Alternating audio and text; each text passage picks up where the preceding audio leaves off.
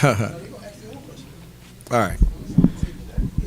Bismillah wa salatu wa salam ala rasulillah amma ba'd. So we're going to open up to the floor Q&A.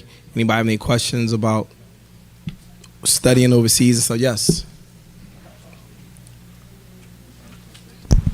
Yeah, this question pertaining to you had mentioned on the reality study overseas, like when people didn't want to go back, so they dropped out of the school. I just wanted to know, like, what effect did that have I didn't on you? say that.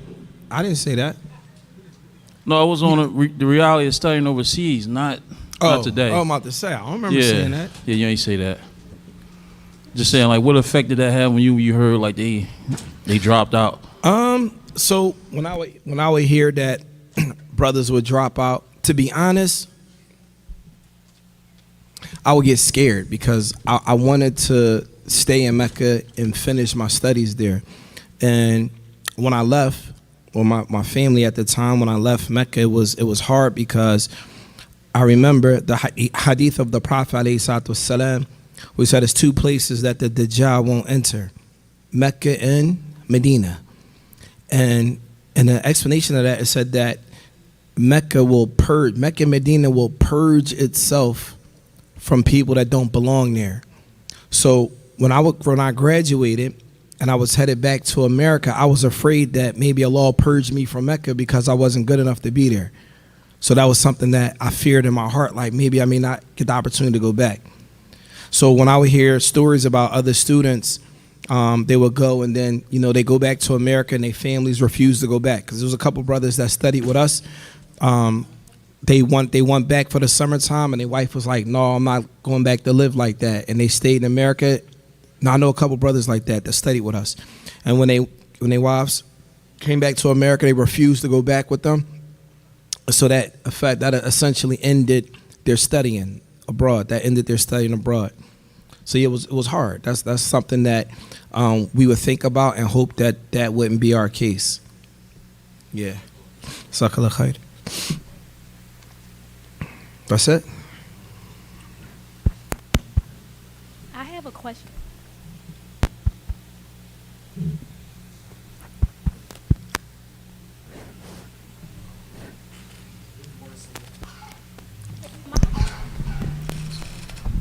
Assalamu alaikum wa rahmatullah. So this more so before you got to the university, you said you was like raised Christian.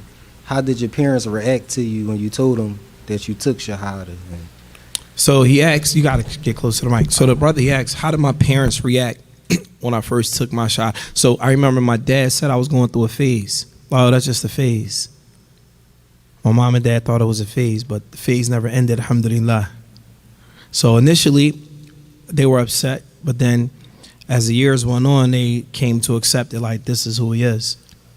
And essentially I became like the black sheep of the family because at the time I was the only one that takes Shahada.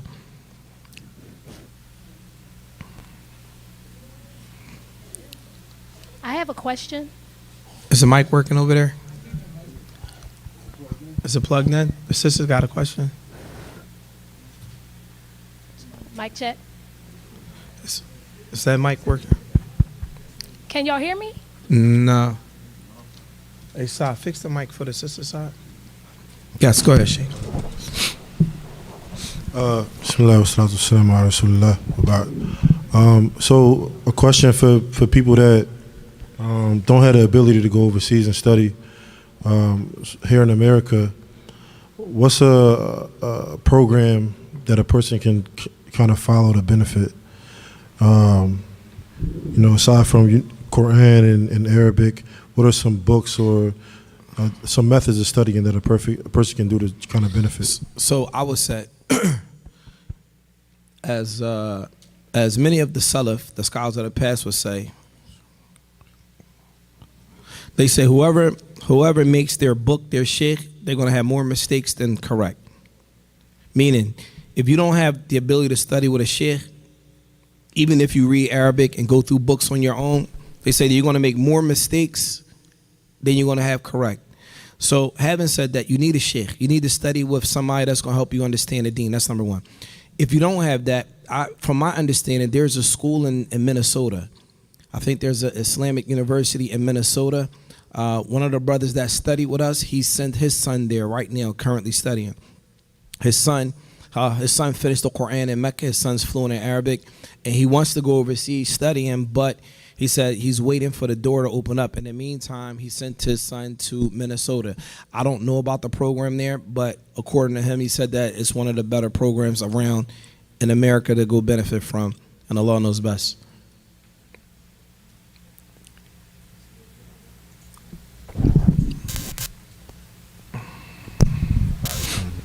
Being as though we have more students of knowledge here in Philadelphia now, opposed to when you was learning, do you recommend that you learn as much as you can in your town first before you go overseas? Absolutely. Absolutely. Learn as much as you can from the students of knowledge that you have access to. Get whatever you can get from them.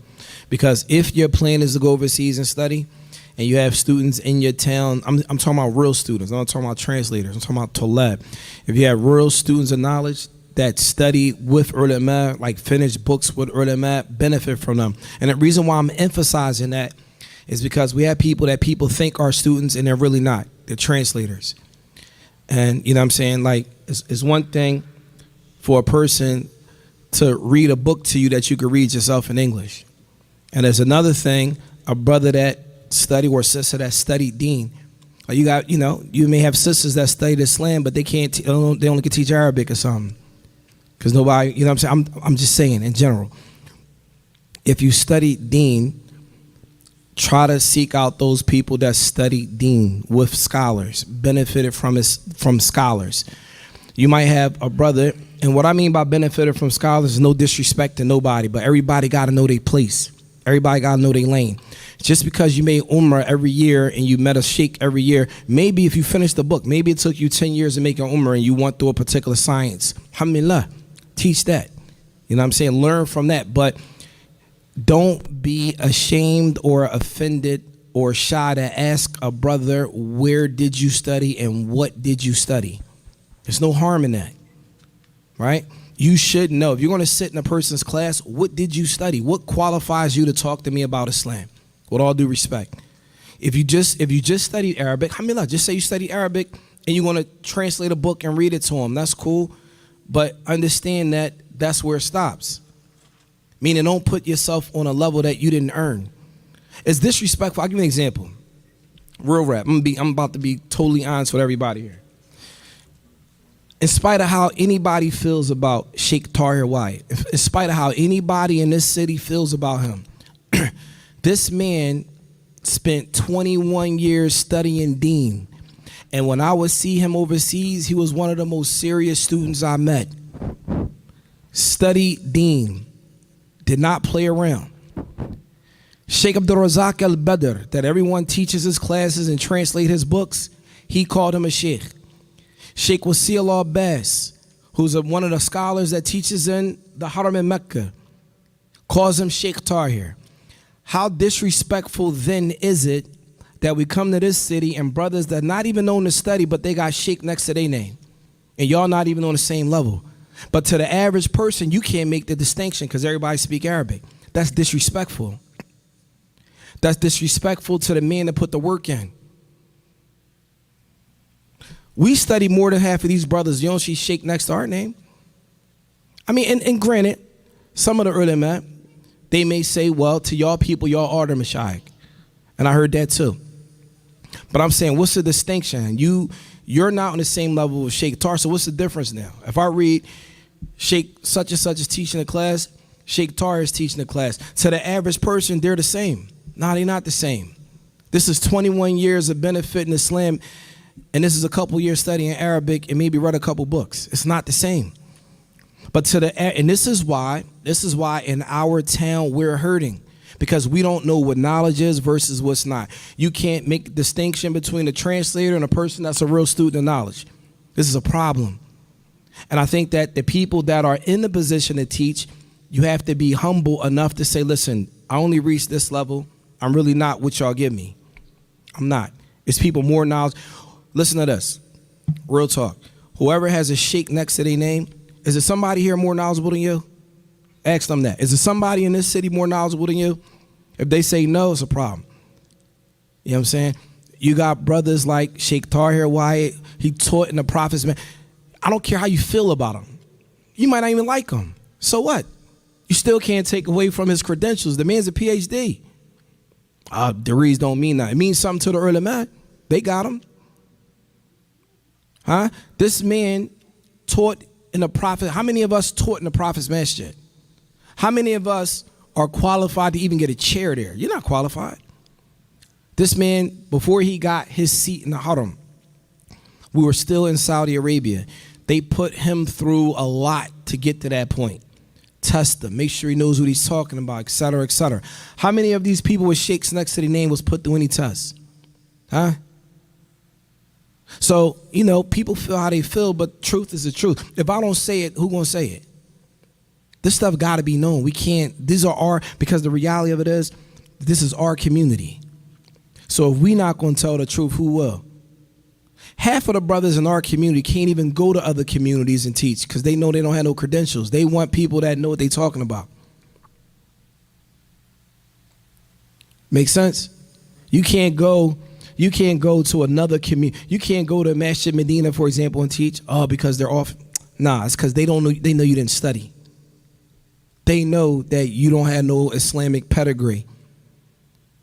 You know what I'm saying? So that's it. Whoever, and this is, I'm not saying this to boost myself up because I'm not on the level of Sheikh Tahir. I don't consider myself to be on this level.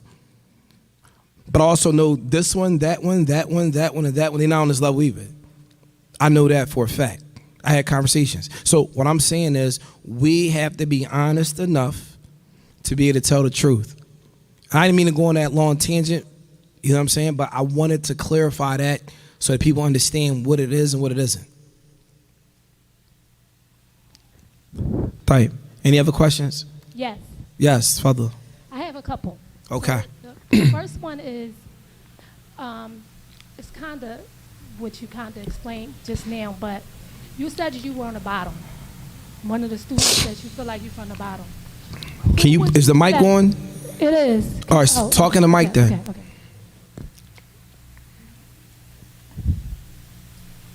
Who would you consider the top that's in Philly, other than Sheikh Tahir? The top students in Philly? Yes. Probably from Philly, probably Mufti. Tahir and Mufti. And then after that, it might be a toss-up, depending on, who you talking about. Okay. You mentioned fitna, the fitna that was going on that y'all heard it over there. What fitna were you referencing? The fitna that when we were in school that we heard about was basically, people not being clear Salafi, they're not really Salafi. The same stuff that's going on now. Same stuff that, you only could pray here and you got to only, at that time it was you only could sit with one scholar and the group of scholars that are with him, and if you don't agree with that, then your religion is questionable. That's the stuff I'm talking about. And how did y'all handle that while y'all were over there? So we handle that by sitting with other scholars and learning. The only real way to handle that is learning Deen, learning Islam. Once you learn Islam, it gives you the answers to all that. Meaning, there's no one scholar that reigns supreme over the rest of the Muslims. That doesn't exist. It's a lie. Islam is not confined in the one sheikh and one sheikh's understanding of Islam. It doesn't work like that. Everything goes back to the Quran and the Sunnah and the understanding of the pious predecessors. That's Islam. Understanding those things may differ depending on the scholar that you're talking to. Some have differences of opinion on issues, and those differences may be valid differences. And so studying Islam, it allows you to see all the different sides. And this is indicative, or this is a clear indicator that people in our community haven't studied because you would not be beefing over the things we beef about. I'll give you an example. 20 years ago, the beef was if you come back from Sami Allahu liman hamida, and if you put your hands on your chest or on the side, you was an innovator, right? Then we got out of that phase. Then the next one was foot to foot, shoulder to shoulder. Then the next one was clear Salafi, non-clear Salafi. The next one, it was always something. The next one was you got to come. All of these are new things that come about that separate the community. The next one was we're testing students on what do you say about this student and that student. Just that part. When I first came back to America, it wasn't nothing I did. It was because I didn't say nothing about Shadeed Muhammad or Tahir White. Right? Because I didn't refute them, so I became off of it. Guilty by association. Okay? Now, the thing is this. What bid'ah that's mujma alayh that they yukhalif? Right? What is the bid'ah?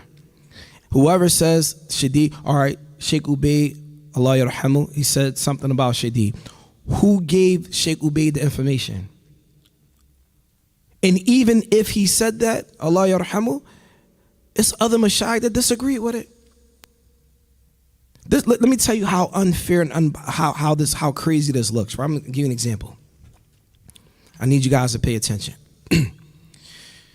Sheikh Ubayd says something about Shadeed Dal Mudil. That was the words that was carried out. I don't agree with that. But not just me. Who am I? Right? Ulama don't agree with that. That he's misguides people. Other scholars disagree with that. From them, Sheikh Wasil Abbas and others, right? They disagree with that assessment of him. Okay? Cool. The way our city works is that I must take, because they're going to give you a jar wa ta'dil principle, right? The jar wa, this is the fiqh, you got to understand the mindset. The jar wa ta'dil, this is called praise and disparagement. This is a science of hadith. They took this science of hadith and made it applicable to individuals that's walking around the street. That doesn't apply. If that applied, then there would be no benefit of a court system in Islam. Did that make sense? I need you guys to follow me here.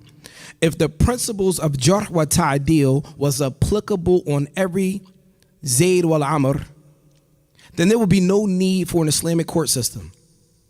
What does that mean? I say he's a liar, he's a thief. He says, no, I'm not a thief, right? I come up, I got people that say he's a thief and I have no evidence, no nothing. If jarh wa ta'dil was applicable for the day-to-day involvement of a person, then why did the Prophet ﷺ say, al-bayyina ala mudda'i wa yamin ala man ankar? Okay, maqal alayhi salatu wasalam. The Prophet ﷺ, he said the clarification is upon the claimant. If I'm making a claim about you, I have to bring something to support it.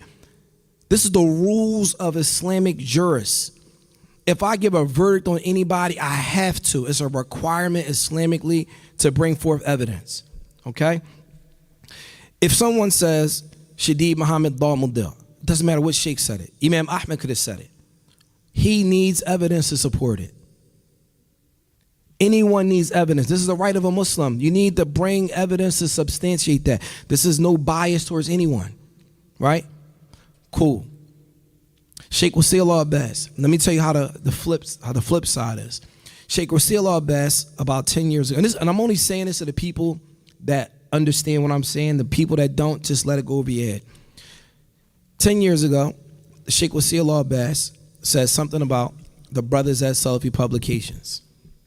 He said one of them was misguided, no one should take from him. When Sheikh Wasil said that, oh, the Sheikh's making a mistake. It was okay to go against him, but it's not okay to go against anybody that you're with. Like, make that make sense to everybody. It don't make sense. If you look about it, they have, some people, they have dhawabit ghayru mundabit. This means they have principles in place that don't align. They don't align. Anyone, and you don't got to be a student of knowledge to see that. Everyone probably saw it but was too scared to talk about it. Well, how come this goes on? You probably said it amongst yourselves but never verbalized it. It was like something inward like, that don't really make sense, but I'm not going to say nothing because I don't know what I'm talking about. No, the same way you recognize it, we recognize it. Scholars recognize it. Scholars talk about it. How they do that over there and all the same thing you see, everybody sees. Right? So I say all that to say, I don't even lost my train of thought. The point is, we got to be clear about these issues. And I think, and Allah knows best, if Allah subhanahu wa ta'ala allows our community to get back on knowledge, we're not going to have these issues. We're not going to use jarh wa ta'dil to talk about a person. You notice no one does that anymore, right? Huh? No one talks about that science anymore. Y'all notice that, right? Why? Because the ulama talk about that. You can't use that. You can't use that on people. Sheikh Fawzan said that knowledge is in books. What does that mean? That means that was the knowledge that was used so that we can authenticate hadith. Praise and disparagement of narrators of hadith. We're talking about people that's walking the street every day. Based on that, if we use that science, and if I see you eating a water ice, I can't take from you now. I'm just being honest. So you got to understand these sciences. So that was that. Next question. Okay. What do you know if there's an age where it's like a cutoff for applicants for students? I think the cutoff age is 23, and Allah knows best. But when we applied, the cutoff age was still at 23, but we got in older than 23. So I don't know if they still allow for that now, and I'm not sure. One more question. It's not regarding you, but a sister wants to go to Egypt to study Quran by herself. What is your advice or opinion with regards to that? By herself meaning without a mahram? Without, like, what does that mean by herself? Like, just get on a plane and go? No family, no kid? Okay, if she had a mahram, give that one, and if she didn't, give that one. If she has a mahram, go with her mahram. If she doesn't have a mahram, don't go with her mahram. You can memorize Quran here. And I'll tell you, Egypt, honestly, I've been there. Egypt is not the best place for a person to get Islamic manners and etiquettes. The people there are very rude. Am I right, Sheikh? So a person might think you're going to Egypt and you're going to level up in terms of your Islamic manners and all of that. That may not be the case, and Allah knows best.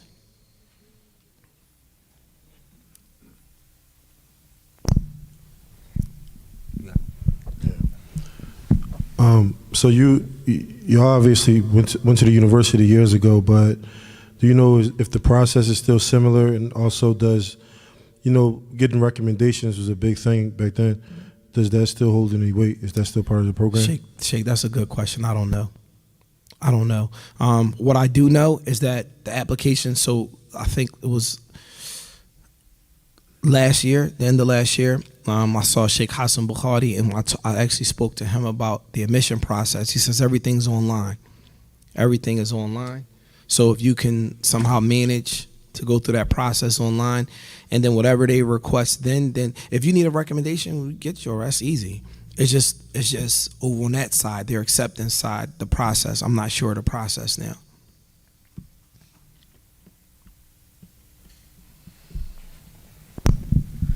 So earlier you mentioned about like being a serious student. What does that look like to you as far as like characteristics? A serious student, to me, it looks like all the time you have, something is going towards studying. Seriously. I mean, like, a serious student is that we will write out a schedule for our day. You will schedule time in for your family. That was a serious student. Am I right? We will schedule time for your wife and your kids. That's between this time and that time. This time is this time. This time I'm reading this. And we will schedule the day based on science too. Like, I'm going to study fiqh from this time, hadith from this time, aqeedah from this time. And these are the books I'm going to cover. This how many pages I plan on covering. And that's really how it was every day. Yeah, balance, yeah. You had to be organized. And I learned that schedule from Sheikh Tahir. He taught us how to finish Arba'in an-Nawawiyah, the longer version, in 5 days. We was like, man, how I'm going to do that? It's like, no, you got to do 10 hadith a day. How I'm going to do that? And you got to do this amount of time after this time, this amount after that time. Boom, boom, before you know it, you knocked out in 5 days, right? And it's a way to do stuff. Like if you look at it, I'll give you an example. A person might say, how do you finish the Quran in 3 days? How can a person finish the Quran reading it in 3 days? That sounds impossible, right? Well, guess what? This is how everything gets broken down. After Fajr, you read 2 juz. How many? 2. After Dhuhr, you read how many juz? 2. After Asr, 2. After Maghrib, 2. After Isha, 2. How many did you knock out that day? 10. The same thing the day after that, the same thing the day after that, you would have finished the Quran in 3 days. But if you look at it, it looks, oh, this is impossible, I'm going to do that. But if you think about, all right, if a person wanted to, if you got time, let's say you got a 3-day weekend, it might take, if a person can read Arabic, it might take you 35 minutes to read a juz. 2 juz, it might take you to read an hour and a half. You scroll through your phone more than an hour a day. So you might, let's say you read slow. It take you 2 hours to read 2 juz. Right? So 2 hours after, if you got the time, 2 hours after Fajr, 2 hours after Dhuhr, 2 hours after Asr, 2 hours after Maghrib, 2 hours after Isha. Let's say you got a 3-day weekend. You can knock it out. So what I'm saying is, if you look at the big thing, it's impossible. I can't do that. But if you break it down, and that's something that we had to learn how to do. We learned how to break things down. It looked big, but we make it small. It's all psychological. These are the things that you learn when you're studying Deen.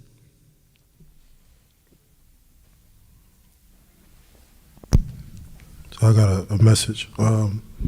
What's your advice to someone who wants to be a student in the university today with social media and all other distractions we have now? My advice would be separate yourself from social media as much as you can, if you're able to. If you can separate yourself, to be honest, if you're busy with knowledge, you're not going to have time for social media. I remember when we were in school, when Twitter first came out, and I was like, why would somebody get on Twitter? You know, we used to be like, well, that means you follow what you're doing. Like, how are you that important for somebody to want to follow what you're doing? All right. And if you think about it, if you busy yourself with other things, you won't have time for social media. Let's be honest. If you like disconnect and focus on seeking knowledge, and to be honest, you got to remind yourself of the hadith of the Prophet ﷺ. He said, "Man salaka tariqan yaltamisu fihi ilman sahalallahu bihi tariqan ila al-jannah." The Prophet ﷺ, he said, whoever treads the path of seeking knowledge, then Allah will make his pathway to paradise easy. So, like, what else are you going to do? What else are you going to make money, and then what? What's your goal? Like, a person asks himself, what's your life goals? What you trying to do with yourself? I'm trying to do that. All right, then what? You want to make money, then what? What's after that? You got a family, then what? What's after that? Everybody know we're going to die. So if you understand you're going to die, why not put forth the effort to learn something from your deen and be serious about it? At least that'll work for you in the day of judgment as opposed to against you, especially if your intentions are right. Like, any other questions? About what? A thesis. I didn't hear no question. That's the question. What's the question? Whose question is that? Ain't his question. That's your question. Why are you gonna send it down? Go ahead, Sheikh. So we wanted to know, what is a thesis and how is it done? Like a bath was a research. Yes. A thesis? Oh, a master's thesis or a PhD. Yeah. So I remember. So the first master's thesis I went to was Sheikh Tahir's. SubhanAllah. Abu Sajid was with me. We went to Medina, and he was getting his master's. He wrote a book, and he wrote about Aqidah. I think it was Ishaq ibn Rahuya. He was the companion of Imam Ahmed. And he wrote a book. He wrote about the Aqidah of Ishaq ibn Rahuya. And if I'm not, he wrote 2 of them. Two big, thick books. And so we're sitting there, and we're like, dag. So before the thesis was being, because they got to argue it. So they're going to open up his book, turn to this page. Why did you say this? What did you mean when you said that? Turn to this page. You said this, this, and this. That don't go here. So he had to explain what he put in his book, why he put in his book, what it meant, except I'm about to tell you. The person that was arguing is a panel of mashayikh, a panel of ulama. They're ripping his book to pieces. Then there's one head sheikh that looks over a person's thesis. When he wrote it, the head scholar was Sheikh Abdul Razak al-Badr, Hafidhullah Ta'ala. When he saw Sheikh Tahir's risala, or his research, he started crying. He said, I witnessed him come in here, and now today he's from among us. He said, I saw him coming here as an American, not knowing nothing, to now he's with us, meaning like with the ulama on our level. And so they started arguing, ripping his work to pieces. And alhamdulillah, I think he got like a excellent grade on it. And I even think it's published, I'm not sure. But it was a book he wrote in all Arabic about the Aqidah of Ishaq ibn Rahuya. He was one of the companions of Imam Ahmed. I don't know, and wait a minute. So we're talking about, and let's put that in perspective, right? We're talking about brothers here with the sheikh next to their name.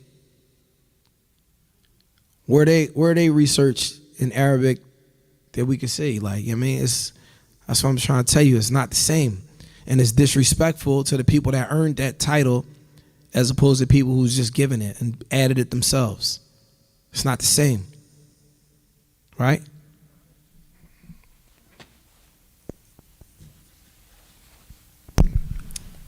This may be slightly redundant, but at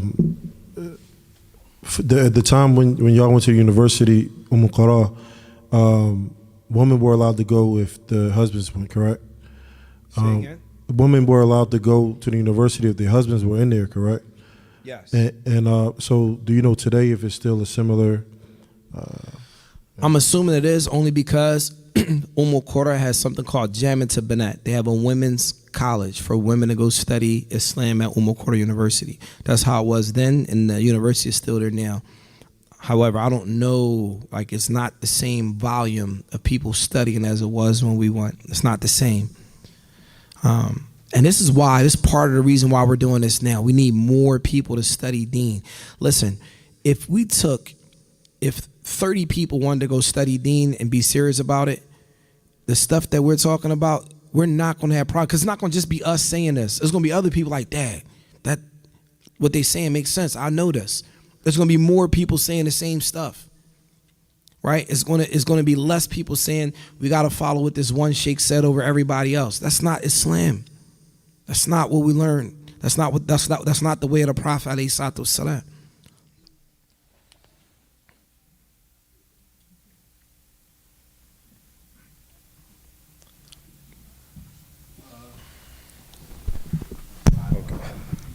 Nah, this was kind of, I was thinking about with Tahir, knowing all his credentials and all that,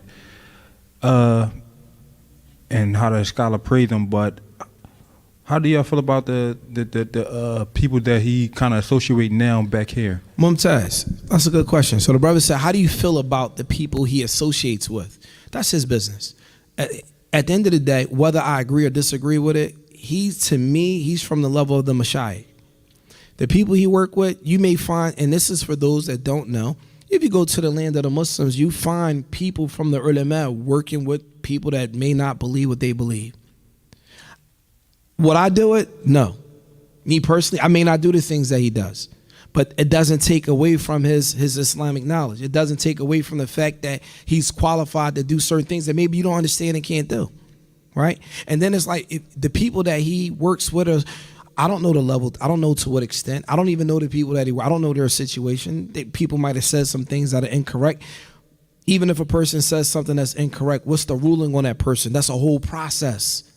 And to be honest with you, anybody that's talking here, you're all lay people. Let's just get that straight. Anybody that's commenting on what Sheikh Tahir is doing, you're a lay person. What does that mean? You haven't studied Deen. You're not at the level to speak about him Islamically on no level, because you're not there. You're not qualified. I hate to say that. Brothers and sisters, you're not qualified. It takes, for me to look at Sheikh Tahir and be like, man, you out of pocket religiously, based on what? What ayah, what hadith, what qaida, what principle from the deen did he go against? Sheikh such and such. That ain't a proof.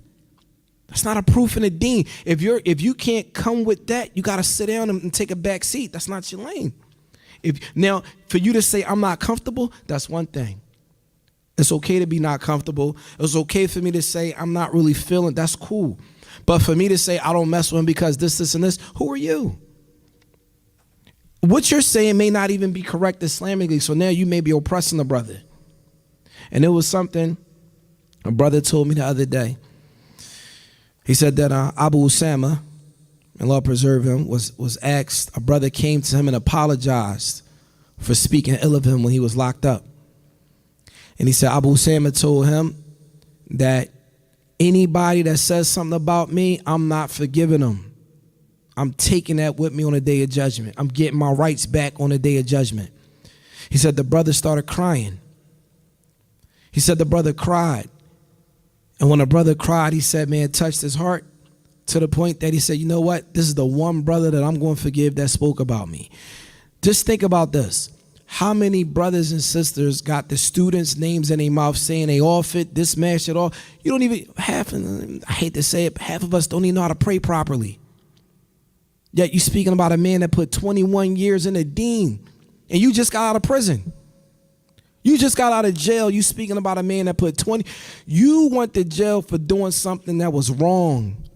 This man studied deen for doing something right, and you speaking about him? Make that make sense. And what planet does that even make sense in? You got booked. You was locked up for whatever crime you committed. You come home now and got more knowledge than a man that put 21 years in, sacrificed his whole life studying. And you sacrifice your life doing something haram. And he sacrificed his life doing something halal. And you going to speak about that, man? What planet does that work in except for in our town? How do you, coming home from prison, have the audacity to speak about a man that dedicated his life to Allah? Who do you think you are? That's the problem. This is called jur'ah. This is called jur'ah. People, they put themselves in positions that they didn't earn. How do you think that you can speak about a man that put that much work in? If anything, you might say, personally, I'm not really feeling him, and that's that. I'm not going to speak bad about, because I respect what he did. What you did, nobody respects what you did, except for people in the streets. Islam don't respect what you did, but Islam respects what he did. The Salaf respects what he did. The ulama respect what he did. Is he perfect? Heck no. The students perfect? No. They're going to make mistakes. They're going to make mistakes like everybody else. But you can't come off talking crazy about a man that dedicated his life to Allah and you didn't. Y'all the same age.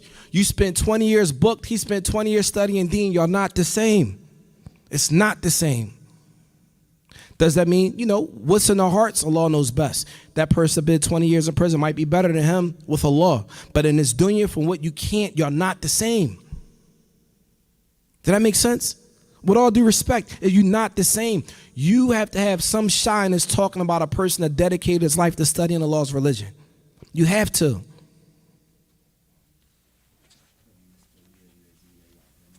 هل يستوي الذين يعلمون والذين لا يعلمون? Are the one that know like the one that doesn't know? لا يستوون. They don't compare. So, and what happens is, like I told a brother, he came back, he was talking about me and some other brothers. Brother just came home from prison, right? Nusha. I said, well, I might have been better off not going to study Islam then. For real. You think about it, a brother goes overseas and studies deen. He comes back, he was on it when he was with you before he left. Now he goes study deen with ulama, come back, he off it now? Well, dad going it, we're not going to recommend nobody go study. And that's what's happening now. Nobody's going to study, but everybody got sheikhs next to their name. Studying ilm is not decent no more. Nobody goes to study. We can just Google it. We can Google it real quick, and that's our new sheikhs. No, that don't work. And we see the results of it now. It don't add up. Question. Being though the hadith of the Prophet says when the scholar makes a mistake, he gets a reward, and if he gets it right, he gets 2 rewards. Right? So even if Sheikh Tahir did make a mistake, being though he's considered from the ulama, amongst the ulama, he still gets a reward for doing it. Inshallah, right? Inshallah. But what about the one that don't have no knowledge and they opening up their mouth about verdicts? Do you guys understand how detailed it is to give a verdict on somebody? There's a chapter in the books of fiqh. It's called Bab al-Qadha. It's called the chapter of judges. In order for any Muslim to give a verdict on another Muslim, there are rules and regulations that you must fulfill to do that. None of us, meaning none of the people here, studied that. The people that's speaking about the students and this one's off and this one, he's more on the sunnah, he's more this. Listen, brothers screamed at Shadeed Muhammad. I don't care how you feel about that man. That man is a student of knowledge. He has ilm. Yes, you might not agree. I may not agree with the stuff he does. But you can't take that. That man put work in. That's a man, him and Farouk Post are two people I know that were locked up in prison. And when they got out of prison, they went to study Islam. His years of studying was more than his years of being locked up. Both of their years of studying was more than years of being locked up.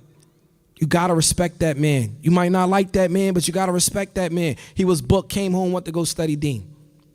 I don't care how you feel about him, but you got to respect it, though. Any real man going to respect that. That's decent. Everything he says is correct. It may not be. Give him some leeway. Ask questions in a respectful way. Brothers tried to destroy this man's life. See, this is what y'all don't know. They tried to destroy this man's life 10 years ago. People giving lectures, women, be careful. I know he's handsome, got curly hair. Who going to give a lecture like that? What type man going to do? That's corny. Y'all laughing, but it was done. Brothers was insecure. Oh, don't listen to Shadeed. He licking his lips. What, cuz? What man talking about another man licking his lips? Like, that's weak. That's weak. It's jealousy. No doubt. So I'm saying these are the things that this man had to deal with. But he was all good when he came up to Germantown. He used to give classes up Germantown all the time 10, 15 years ago. Brothers had problems with him. Then he got thrown. Oh, he's off of it.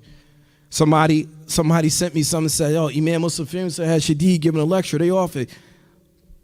But the brother who probably said it, I'll have some doubts about whether they even know how to pray properly. They might not even know the tashahhud in the salat. But you commenting on a talib ilm that put work in. You don't have to like him, but you got to respect it. If you disagree with him, it's okay to disagree. Brother, you said this, man. Like, for example, the situation about the shahada, testing the people that take shahadas, right? Oh, he's off of it. What is he doing, right? But we don't know. In Surah Al-Mumtahana, in Surah Al-Mumtahana, in this surah, Allah subhanahu wa ta'ala says, test them, test those women. Test those women. Make sure their shahada is what it's supposed to be. So this is a precedence that was already set. And most of us, 20 years ago, I remember when I took my shahada, brother sat me down, you know, Islam means this, it means this, it means this. You can't do this, you can't do that, you can't do that. Are we still doing that? So I'm just saying, there's a wedge. Even if you disagree with what he said, there's a wedge shar'an. What does that mean? There's an Islamic angle for what he said. Whether you agree with it or disagree with it, he has a wedge shar'an. This is Islamic speech here. That means he has an Islamic angle for saying what he said. Whether you agree with it or disagree with it. He came with something from the Quran. Refute that. He came with a hadith of Aisha radiallahu ta'ala anha. Refute that. Don't refute the man. Refute what he did. Refute what he said with evidence. Kitab, sunnah. If you can't do it, sit down. It's not your lane. If you can do it, stand up and say your piece. If you're not qualified, sit down. That's not your battle. If you're qualified, stand up and reach out to him. Say, listen, I know you use this ayah, but there's another ayah that says this, and this is what that's cool. Any student of knowledge loves that. That's what we love. That's decent. Because maybe he might look at it like that. Maybe I am wrong. He came with this ayah, this hadith, and this understanding. I didn't look. Maybe. And a real student of knowledge is open for that. What you're not open for is just talking.